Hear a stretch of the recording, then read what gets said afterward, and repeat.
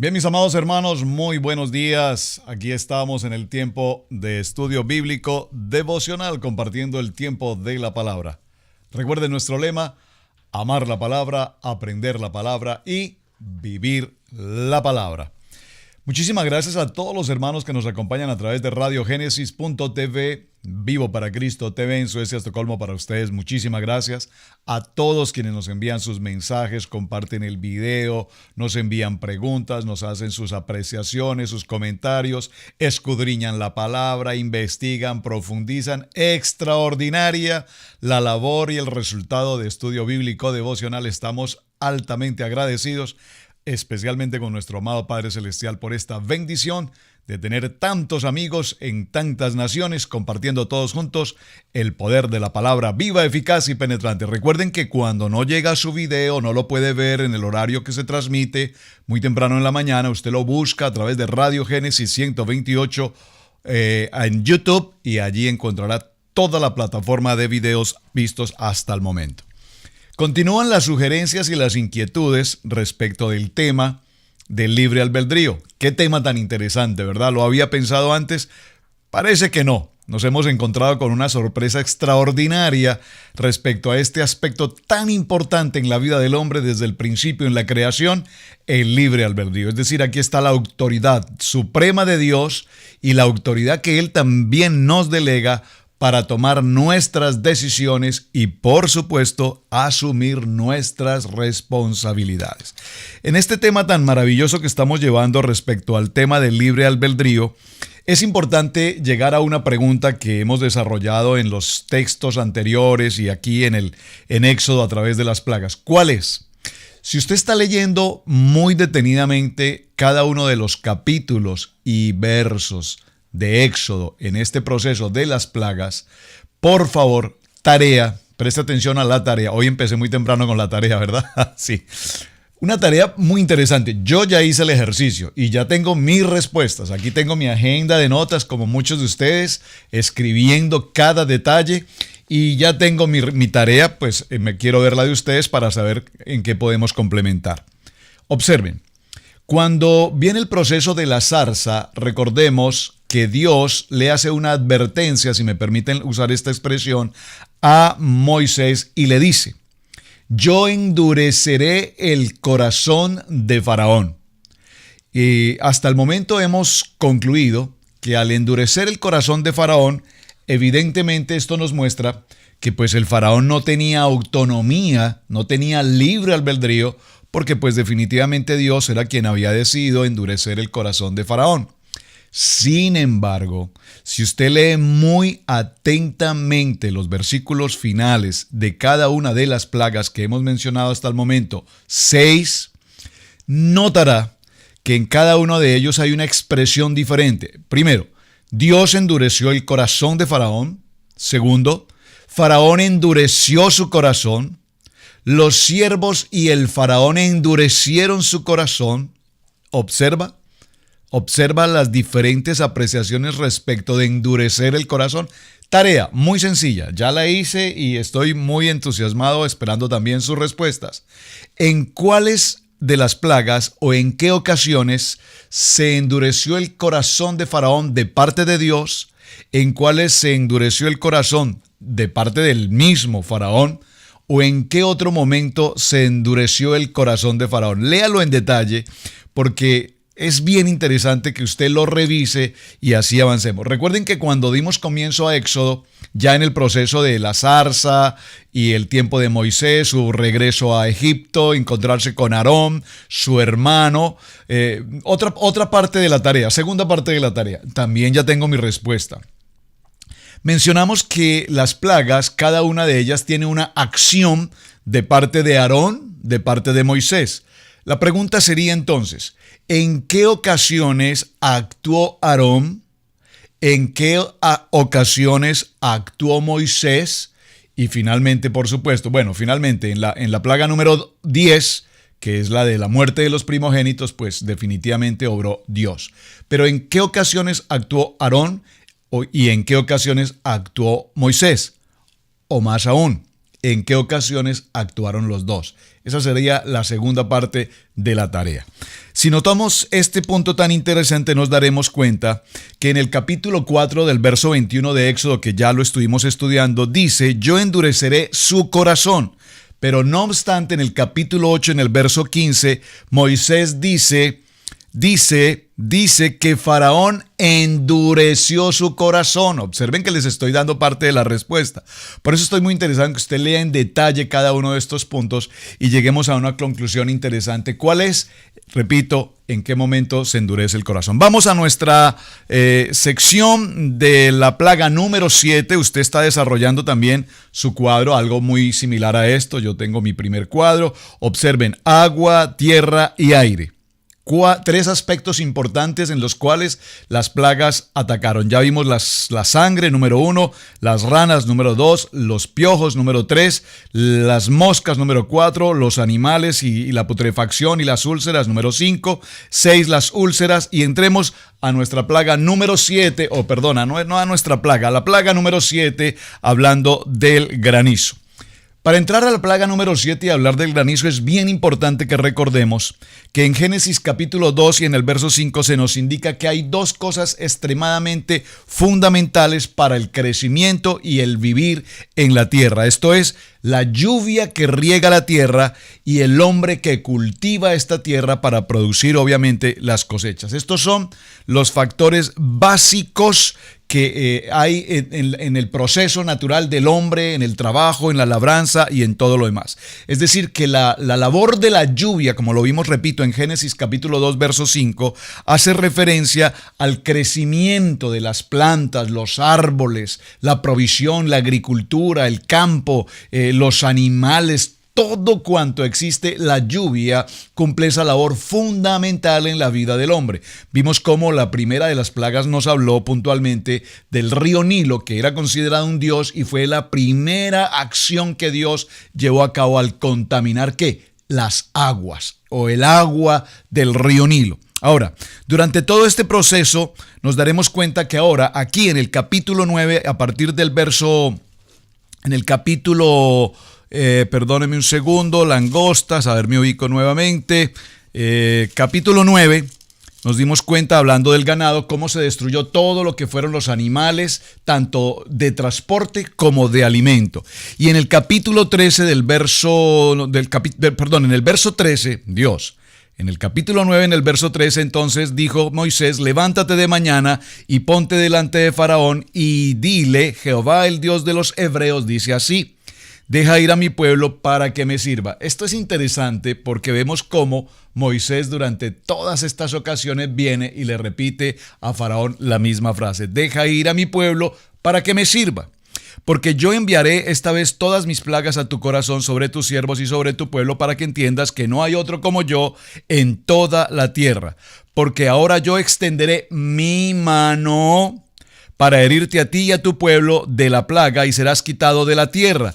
Y vemos cómo todavía dice en este punto, en el verso 17, todavía te ensorbeces contra mi pueblo para no dejarlo ir, pregunta. He aquí que mañana a estas horas yo haré llover granizo muy pesado, cual nunca hubo en Egipto desde el día que se fundó hasta ahora.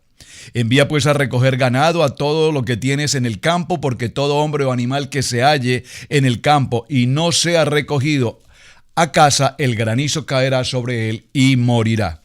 De los siervos de Faraón, él que tuvo temor de la palabra de Jehová, hizo huir sus criados y su ganado a casa. Observen, muy interesante.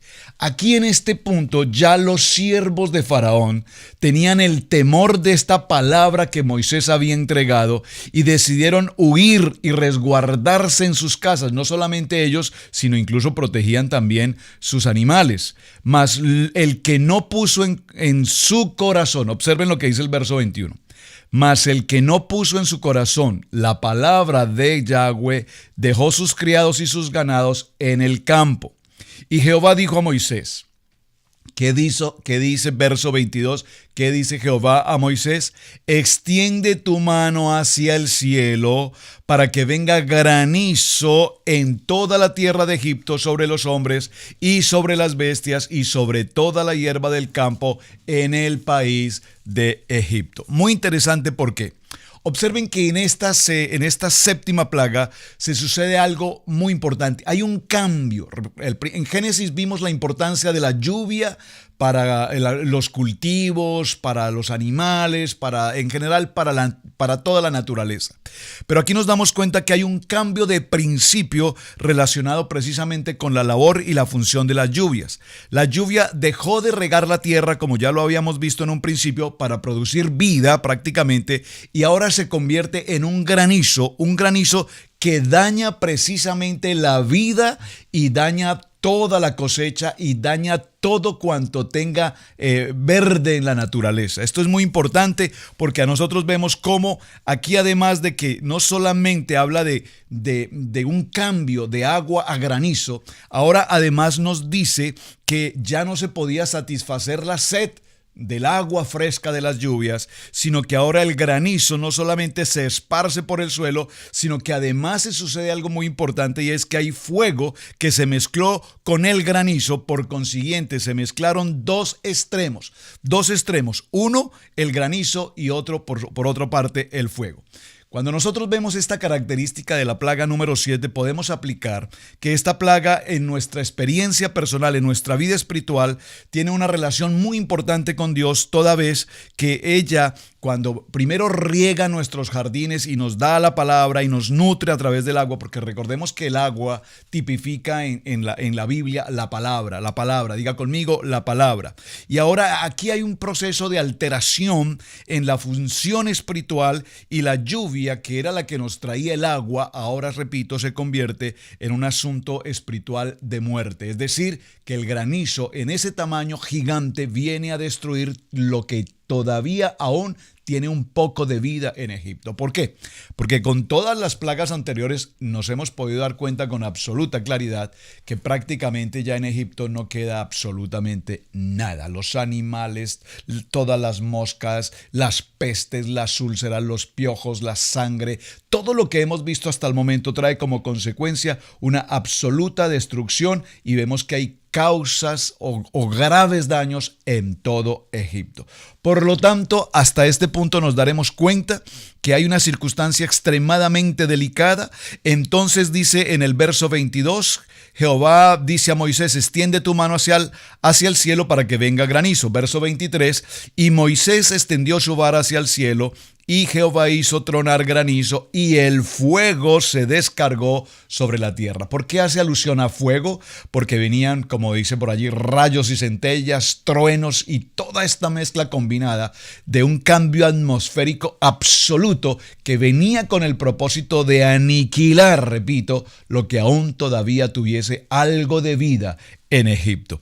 Así es que dice que Jehová hizo llover granizo sobre toda la tierra de Egipto. Verso 24, hubo pues granizo y fuego mezclado con el granizo tan grande, cual nunca había en toda la tierra de Egipto desde que fue habitada.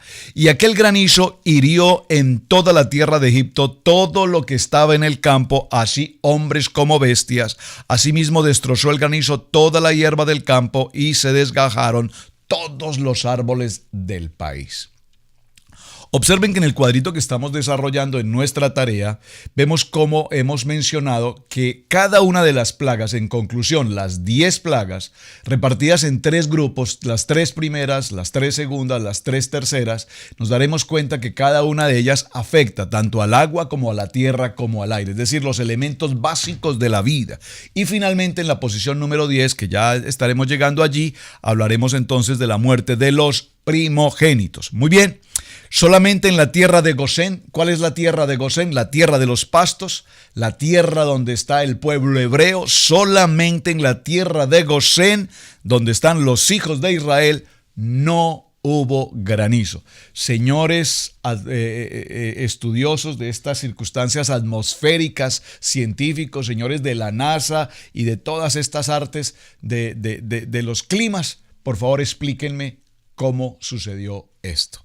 Y la única respuesta posible aquí es: solo Dios, en su infinita bondad y misericordia, en su omnisciencia, en su omnipresencia y en su omnipotencia, permitió que se inundara de granizo y fuego toda aquella región, excepto el lugar donde se encuentra mi pueblo, mi primogénito, el pueblo, los hijos de Israel. Así es que entonces en el verso 28 dice: orad a Jehová, dice, para que cesen los truenos de Dios y el granizo, y yo os dejaré ir y no os detendréis más. Y le respondió Moisés: tan pronto salga yo de la ciudad, extenderé mis manos a Yahweh y los truenos cesarán y no habrá más granizo, para que sepas que de Jehová es la tierra. Por favor, subráyelo. Faraón, para que sepas que de Jehová es la tierra. No es tuya, no es de tu generación, no es de tu familia. Ustedes no son ni los dueños, ni los creadores, ni los amos de la tierra cuanto existe, porque hay un Dios todopoderoso, el gran yo soy, que es el dueño de la tierra, de todo lo visible y de todo lo visible, porque Génesis 1:1 que nos dice: en el principio creó Dios los cielos y la tierra. Muy bien, pero yo sé que ni tú ni tus siervos, dice Moisés, yo sé que ni tú ni tus siervos temeréis todavía la presencia de Dios. El lino pues y la cebada fueron destrozados, porque la cebada estaba ya espigada y el lino en caña. Mas el trigo y el centeno no fueron destrozados, porque eran tardíos. Y salió Moisés de la presencia de Faraón fuera de la ciudad, extendió sus manos a Yahweh, y cesaron los truenos y el granizo, y la lluvia no cayó más sobre la tierra. Observen el verso 34. Y viendo Faraón que la lluvia había cesado y el granizo y los truenos, se obstinó. Por favor, subraye, porque aquí hay parte de la respuesta de la tarea. Se obstinó en pecar. Subráyelo, por favor. Se obstinó en pecar y endureció su corazón. Su corazón, él y sus siervos. Les estoy dando la tarea. Verso 34, capítulo 9, lo repito, dice: se obstinó en pecar y endureció su corazón, él y sus siervos. Y el corazón de Faraón se endureció y no dejó ir a los hijos de Israel, como Yahweh lo había dicho por medio de Moisés. Muy bien, avancemos. Vamos a la siguiente plaga en el capítulo 10, la plaga de las langostas. Esta es la octava plaga. Y esta octava plaga, precisamente en este conflicto entre Faraón y Dios, es entonces cuando vemos que hay otra circunstancia extremadamente importante, porque Dios cambió ahora la función del viento. Cuando el viento funciona normalmente, manda un suministro de aire fresco. ¿Qué más que cuando hay calor, que podamos recibir esa brisa del aire fresco que nos refresca, que nos trae como ese aliento de vida y nos permite, por supuesto, el no sofocarnos frente a las temperaturas? Pero aquí nos daremos cuenta ahora, mis amados hermanos, que en esta octava plaga Dios altera la función del viento, su función normal, para dejar de producir ese aire fresco que sostiene la vida, e hizo aparecer ahora langostas que devoran todo lo que queda después de la plaga del granizo. Es decir, si aún queda algo con vida en los vegetales, en los árboles, en los plantíos, aún en los animales, ahora viene una siguiente plaga, que es la plaga de las langostas, que a cambio de ser un viento que refresca, ahora se convierte en una plaga que inunda completamente el ambiente, el aire, y por supuesto devora lo que queda después de la plaga del granizo. Y llevaron, por supuesto, a devorar todo lo que era el contexto de la vida vegetal. Aquí en el libro de Éxodo, vamos a repetirlo, capítulo 10, Jehová dijo a Moisés: entra a la presencia de Faraón, porque yo he endurecido su corazón y el corazón de sus siervos, para mostrar entre ellos estas mis señales, y para que cuentes a tus hijos y a tus nietos las cosas que yo hice en Egipto y mis señales que hice entre ellos, para que sepáis que yo soy Jehová. Observen cómo aquí esta advertencia la vamos a ver más adelante en el libro de Isaías: para que cuentes a tus hijos y a tus nietos las cosas que yo hice en Egipto y mis señales que hice entre ellos para que sepáis que yo soy Yahweh. Entonces vinieron Moisés y Aarón a Faraón y le dijeron: Yahweh, el Dios de los hebreos, ha dicho así: ¿hasta cuándo no querrás humillarte delante de mí? Deja ir a mi pueblo para que me sirva. Si aún rehusas dejarlo ir,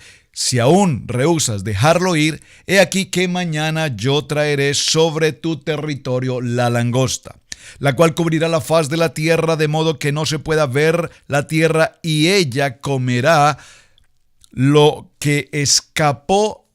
Lo que os quedó del granizo comerá asimismo todo árbol que os fructifica en el campo. Observen que en la medida que estas plagas vienen azotando a Egipto, cada vez más se produce un ataque, repito, agua, tierra y aire, al punto de que ya no hay posibilidad de salud, ya no hay posibilidad de alimento, ya no hay agua, ya no hay vegetales, ya no hay animales, ya no hay transporte, ya no hay economía, absolutamente todo se encuentra en caos. ¿Qué tal si usted recuerda por un momento Génesis capítulo 1, verso 1? En el principio creó Dios los cielos y la tierra. Y el verso 2 que nos dice: y la tierra estaba desordenada, vacía, en tinieblas. Creo que en este momento encontramos la tierra, por lo menos la tierra conocida hasta el momento, Egipto, exactamente en la condición del verso 2 en Génesis capítulo 1. Muy bien.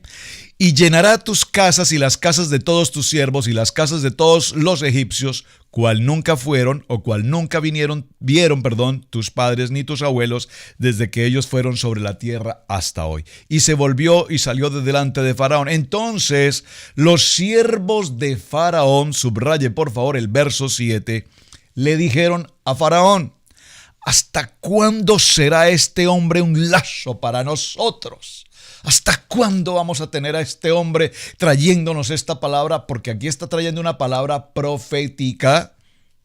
Y observen, digo una palabra profética porque es una palabra que Dios le entregó a Moisés para que se la declarara a Faraón, indicándole lo que iba a suceder, tal cual iba a suceder. Esto es muy interesante, hermanos, cuando menciono este concepto de la palabra profética, y repito, con el ánimo ni mucho menos de tocar el manto de absolutamente ningún ungido del Señor, por supuesto, pero no confundamos la profecía con la adivinación.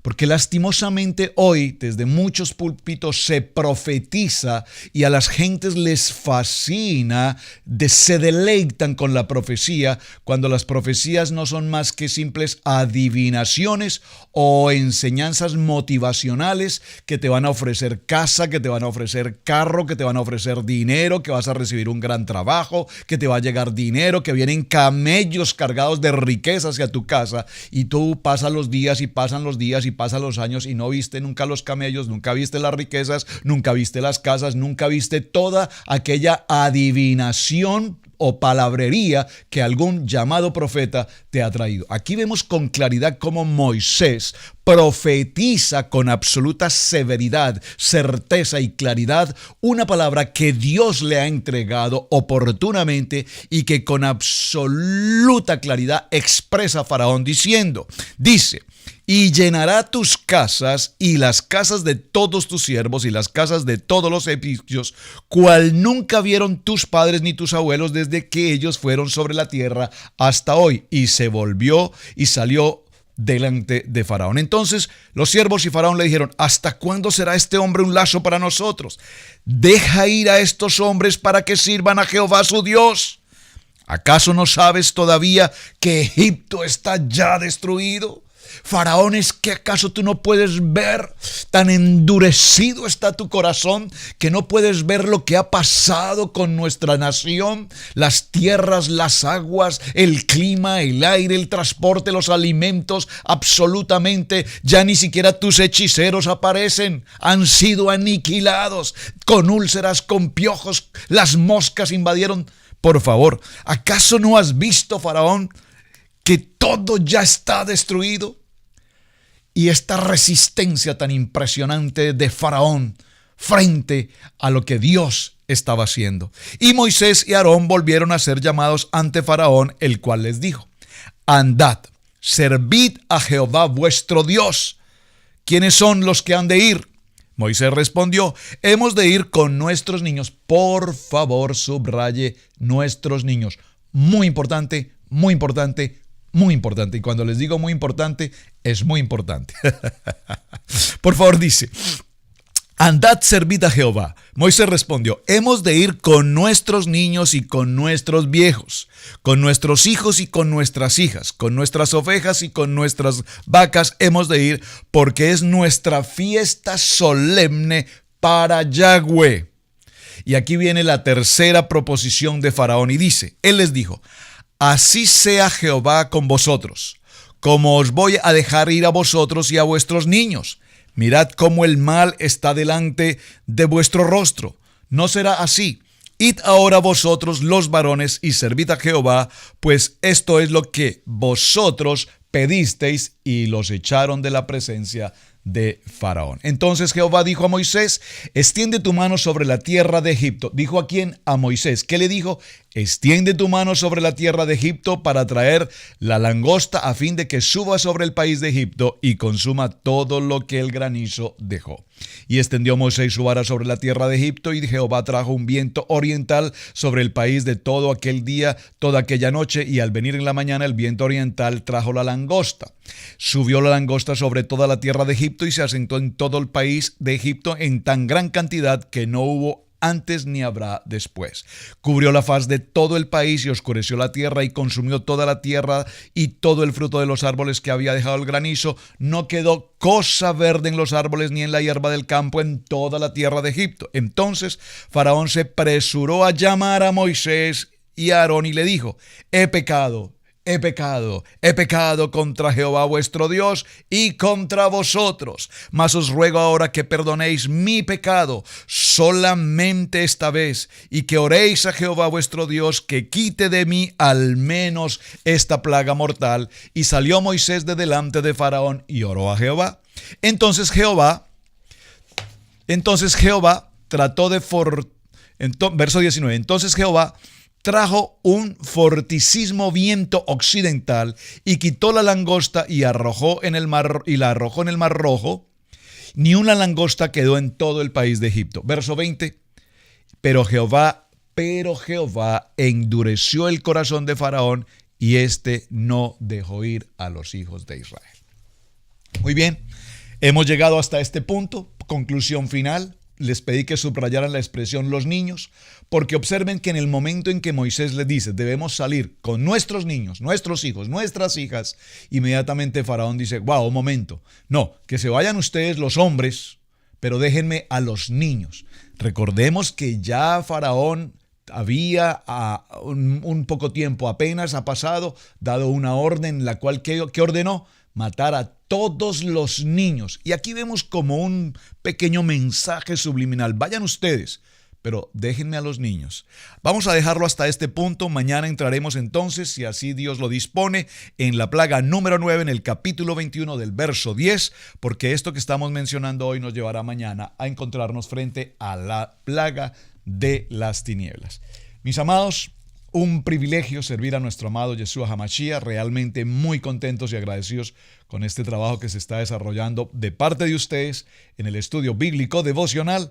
Ánimo con la tarea, gracias por sus respuestas, gracias. Estoy sorprendido de cuando llego a visitar a algunas familias en sus casas y verles con sus libros, con sus anotaciones, sus agendas, papá, mamá, niños, todos sentados estudiando este tema tan extraordinario y apasionante. Felicitaciones para todos, estamos subiendo de nivel, amando la palabra, aprendiendo la palabra y viviendo la palabra. Gracias por sus respuestas, gracias por compartir el mensaje.